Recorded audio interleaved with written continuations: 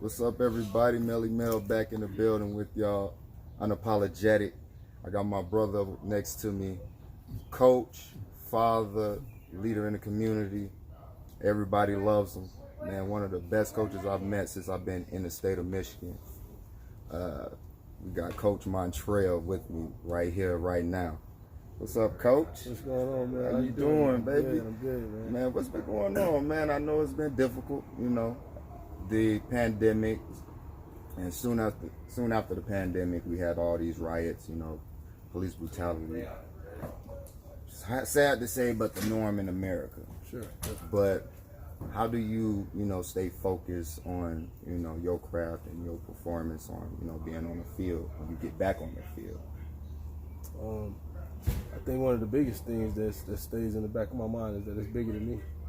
You got a group of kids, you got a group of individuals, or a generation that's looking up to you in some aspect. Oh yeah. You know what I mean? So that's kind of added motivation to just kind of keep going. And then you mentioned, me being a coach and just a family man and all that too, having children as well. That's kind of the driving force behind a lot of that. Oh yeah.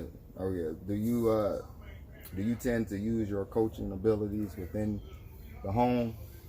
Yeah, I know. They kind of go hand in hand. It's like parenting, actually. Exactly. Being a coach, it's just like parenting. You got a mentor, you got a guide, you got to direct, you got to discipline.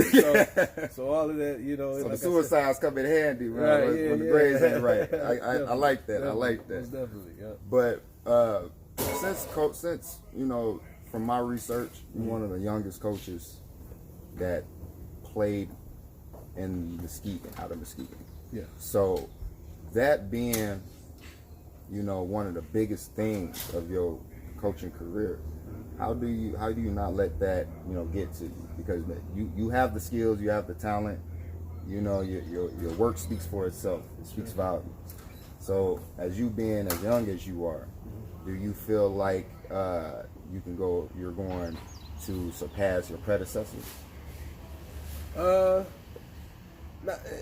In a sense, I kind of want to say this in the most humblest way, but in a sense, not really. I kind of, I still look up to them in a sense, even though I'm kind of, I don't want to say I'm on the same level as them, but I'm in the same field as them at a much younger age. Right. So, but it helps me. It helps me to remain humble and things like that. So, I think it comes a time where, eventually you surpass some guys, but when it's all said and done, those are the people that you look up to that kind of help you and mold you to get to where you at. So, oh man, you real humble on that one.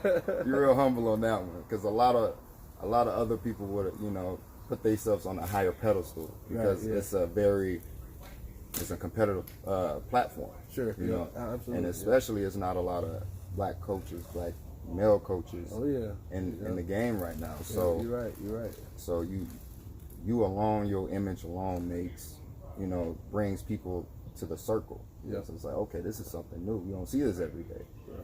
And that being said, is what of different types of coaching skills do you bring to your players? Like sometimes people say, Coach Anise was, he's always screaming, but he means it out of love.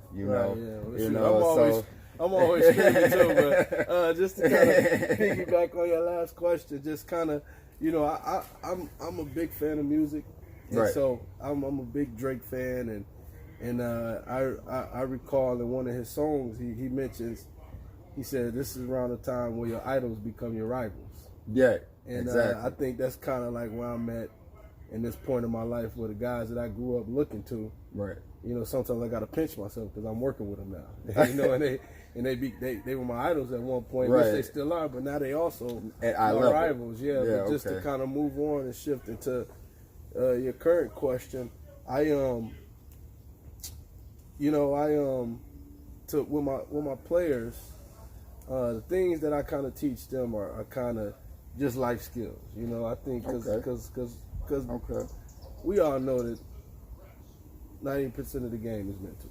Oh yeah. You know, and the physical ability they got, that's God given. I can't Right. do nothing about that. But it's up here is the scary part. And so if you can take that, that's an intangible. If you can take that and shape it and mold it and give them something that they can hold on to for the rest of their life, like I said, I think that's an intangible, and that's kind of the philosophy that I have going forth as a coach and a parent, as Right. well, a leader in the community. I agree an with you on icon, that. or whatever you want to call it. I agree with you on that. Me being a father as well, it is. It's a coach's job. Yep, But, it is. But most coaches, though, you know, they have different styles, they have different backgrounds, and when you finally meet with a coach for the first time, Yeah. you know, the expectations of that goes through your head, you know, even as a father. It's like, okay, am I coaching this person right? You know, what am I doing that I can benefit more, you know, to help this person, you know, make that next stage, make that next leap to whatever they want, whatever they need to progress to. Absolutely. And from my research and from, you know, family and friends telling me about, you know, the coaching history here, it follows. It grows stronger with each coach that I've come across and met since I've been living here. Yeah, it's rich, man. I tell people all the time, particularly in this area in West Michigan, it's rich, and I know it's academics over athletics, but this is a sport. This is a sports-driven community. Most definitely. Most definitely. And one of the things I tell my kids all the time, you know, I tell them, I say, hey, your parents, like my parents, they don't have $200,000 laying around to send you to school. Woo. So, Wish. what's your means to get into school? And just in this community, sports and athletics is the route out. Is the route out. What is there any future goals or future plans for you, Coach? Are you going to be staying in the community and branching off in other ways like? Man, I love it here, man. I love Muskegon. I think it's a great place to raise a family. It's small, it's tight knit. Eventually, I want to be a head coach. I got aspirations to want to be a head coach. I definitely want to run my own program and my own system, and kind of, you know, take some things that I learned from some other guys and put my philosophy and my stamp on it and run my own system. So that's kind of in the direction that I'm headed. Oh yeah. Well, thank you, Coach, for coming. Yep, thank no you doubt, for sitting here, Thanks taking for the having me, time man. out, Thanks for you having me. know. But thank y'all for tuning back in with Melly Mel and Unapologetic. Now, we're also going to have a few other characters pop up on Unapologetic podcast later on. Stay tuned and keep it locked. Cool, Coach.